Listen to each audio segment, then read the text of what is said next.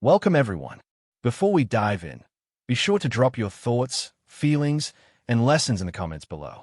Like the video and subscribe so you never miss stories like this. Let's get into it. Jennifer's cruelest act was not sleeping with Ben's colleague in secret. It was letting him sit across from her at their kitchen table in Missouri City, outside Houston, while she watched him apologize for a marriage he had already spent years trying to repair, all while she was betraying him with a man from his own office. She let him rub her tired feet after work. Let him fix the loose cabinet above the stove. Let him believe the distance in her voice was ordinary stress. She looked him in the face and made him feel guilty for noticing her change. Here's how it happened. Ben was a black man with a history he hated and respected at the same time, because it taught him what kind of damage pride could do. Years earlier, he had cheated on Jennifer during a rough, selfish season of his life, and it nearly burned their marriage to the ground. He never denied it. He went to counseling, gave up nights out, cut off old habits, and accepted that rebuilding trust would be slow, humiliating work. He was not perfect after that. He could still be stubborn, too quick to defend himself, too slow to talk. But when he did wrong, he believed in facing it clean. They had built a decent life anyway. Their brick house sat on a quiet street where everybody kept an eye on everybody's business through cracked blinds and polite greetings. Jennifer worked part-time at a dental office. Ben worked operations for a logistics company in downtown Houston. Their son, Malik, was away at Prairie View A&M, calling mostly when his bank account looked sad. On weekends, Ben grilled too much meat. Jennifer complained that he seasoned like he was trying to win a contest, and the two of them sometimes ended the night on the back patio sharing one bottle of cream soda like teenagers. There had even been tenderness again. Some nights, after they had done all the normal married people arguing over bills, groceries, and whose turn it was to call the plumber, Jennifer would curl against his side on the couch and rest her head on his shoulder. Ben would pretend not to notice when she stole fries off his plate, then accuse her dramatically like a man reporting a federal crime. She would laugh and say, "You still talk too much." He'd answer, "And you still married me anyway." In those small moments, their love felt bruised but alive, like a song playing softly from another room. Ben met Quentin Reese at work, a polished, easy-talking project manager who wore expensive watches and a smile that always looked rehearsed. Quentin knew how to enter a room like he was doing the room a favor. He complimented everyone, remembered names, and told stories that made him sound smarter, richer, and more connected than he probably was. Ben did not trust him at first, but work as a way of forcing men together. They shared deadlines, lunch breaks, and long rides to warehouses in Baytown and Sugarland. Quentin listened well, asked about Ben's family, and learned more than Ben realized he was giving away. Jennifer first met Quentin at the company holiday dinner in the Galleria area. Ben still remembered that night because Jennifer wore a deep green dress that made him stop talking mid-sentence when she came downstairs. He had whistled like a fool, and she laughed so hard she had to grab the railing. At dinner, Quentin complimented her too smoothly. They made a joke about how operations men always looked stressed because they secretly did all the real work. Jennifer smiled. Ben rolled his eyes. Later, in the car, he said Quentin sounded like a used car salesman with a LinkedIn page. Jennifer laughed for 10 straight minutes. The first signs were so small Ben almost felt stupid. Later, for piecing them together, Jennifer started asking more questions about his office, but not the ordinary kind. She wanted to know who got promoted, who stayed late, who was separated, who had money. She asked about Quentin in a way that sounded casual but landed a little too carefully. Ben answered without thinking much of it. He even joked one evening, "You asking for me or you?" Jennifer did not laugh. She simply said, "I'm asking because sometimes I wonder what kind of people you spend all day around," then walked off. Around the same time, Jennifer became sharper in the house. Everything Ben did irritated her. The way he chewed, the way he left his phone on the bathroom counter, the way he folded towels like somebody who had never seen a linen closet before. One Saturday, she snapped because he bought the wrong brand of rice, and he stood there holding the grocery bag, looking like a man being sentenced for a felony he didn't understand. When he tried to joke that rice should not come with emotional consequences, she said, "Everything with you becomes a joke when you don't want accountability." That accusation cut deeper because accountability had become the center of Ben's life. He had earned her anger years earlier, and he never forgot it. So he swallowed a lot that other men might have fought over. He told himself she had bad days too. He told himself trust returned slowly and maybe this was still part of the long aftershock of what he had done. He cleaned more, called more, explained more. He became so careful he was almost invisible inside his own marriage. The cruel part was that Jennifer used his guilt like a leash, pulling it tighter whenever he got close to asking the right questions. Malik noticed the tension before Ben admitted there was any. During spring break, their son came home and caught Jennifer smiling at her phone in a way that looked private. He also noticed Ben trying too hard, cracking jokes nobody answered, carrying groceries like a man hoping chores could save his marriage. One evening Malik whispered, "Dad, you okay?" Ben lied on instinct. "Man, I'm married. Nobody okay every day." Malik laughed, but not fully. Then he said, "Just don't let old guilt make you accept new disrespect." Ben waved him off. The words stayed anyway, heavy as wet clothes hanging in his chest. There were still good moments, which made what came later even uglier. On a ray-free Sunday, Ben drove Jennifer to Galveston. The weather was warm.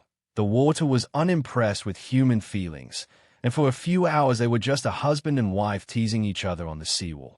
Ben tried to be romantic and nearly lost his flip-flop in the surf, hopping around on one foot while Jennifer laughed so hard she bent over. He bought her fried shrimp. She stole from his basket again, and by sunset they were leaning into each other in a silence that felt almost healed. That night, back home, they made love with a softness Ben had missed for months. Not wild, not desperate, just familiar and tender in a way that made him believe maybe they had turned some corner. Jennifer lay on his chest afterward and traced circles against his skin. He kissed her forehead and thanked God privately for second chances he knew he did not deserve automatically. In the dark, she whispered, "You really have changed." Ben said, "I'm trying every day." What he did not know was that she had already stepped outside their vows by then. And those words were not intimacy. They were theater. The affair deepened through ordinary lies. Running late at the office. Stopping by Tasha's place. The dentist kept me longer than expected. Ben accepted too much because he wanted peace. But peace built on confusion has a weak foundation. He started noticing that Jennifer guarded her phone and turned her screen away. Her perfume changed. New underwear appeared without explanation. Once, when Quentin texted Ben after hours about a scheduling issue, Ben saw Jennifer glance toward his phone so quickly it startled him. She recovered immediately, asking whether he could pick up dish soap tomorrow, but his mind had already begun connecting dots. The confirmation did not arrive dramatically. No lipstick on a collar, no neighbor confession, no thunderclap. It came from a shared tablet their son had once used for school. Jennifer had logged into an email account and forgotten to clear it. Ben was not snooping at first. He was trying to print a return label for a broken lawn tool.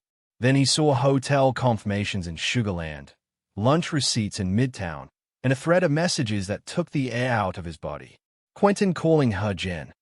Jennifer mocking Ben's remorse like it was weakness. Jennifer saying, "He'll never think I'd do it too." Ben sat at the dining table until the room blurred.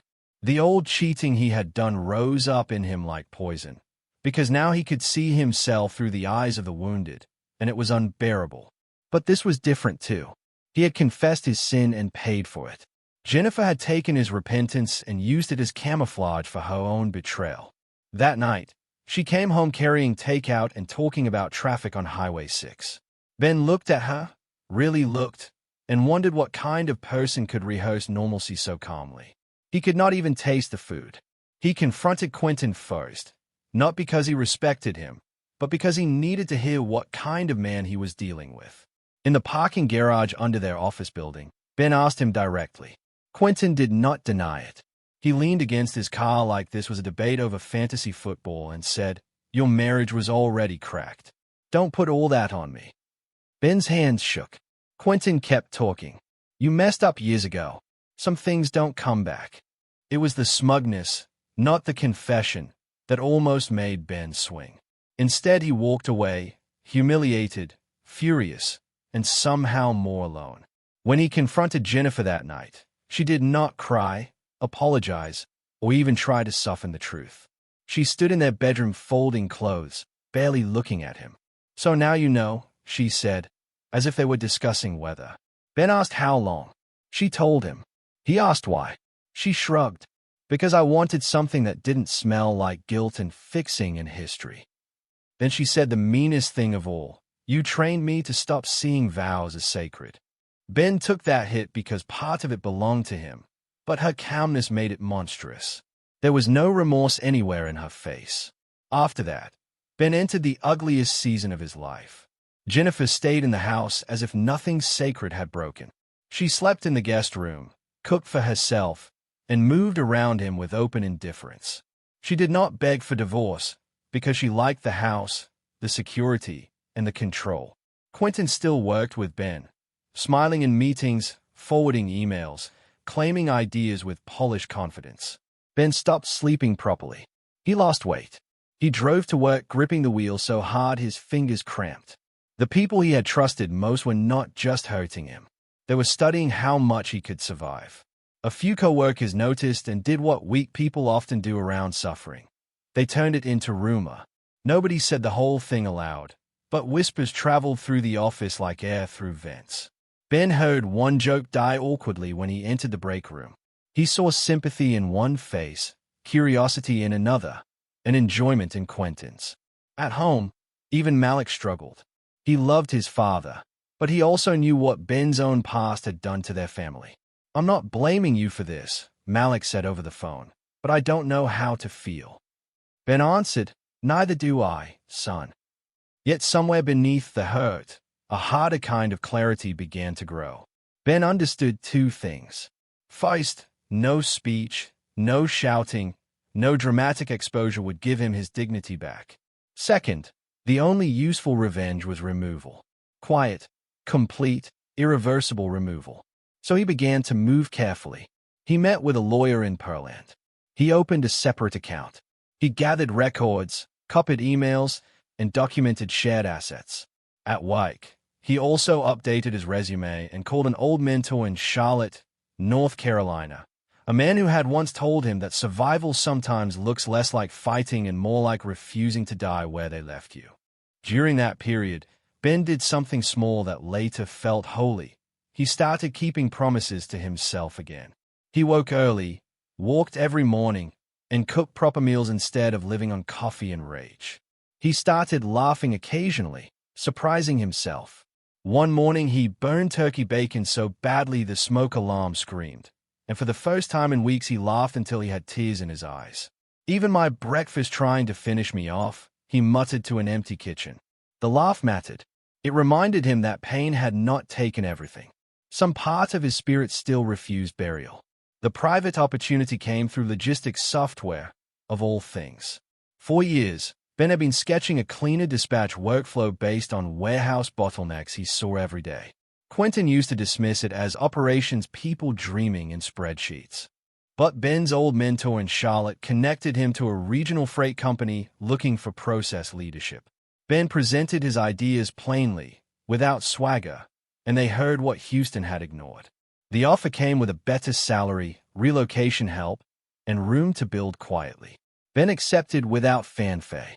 He told almost nobody, not because he was sneaky, but because he had finally learned the power of moving in silence. His departure from Houston unfolded like a door closing softly.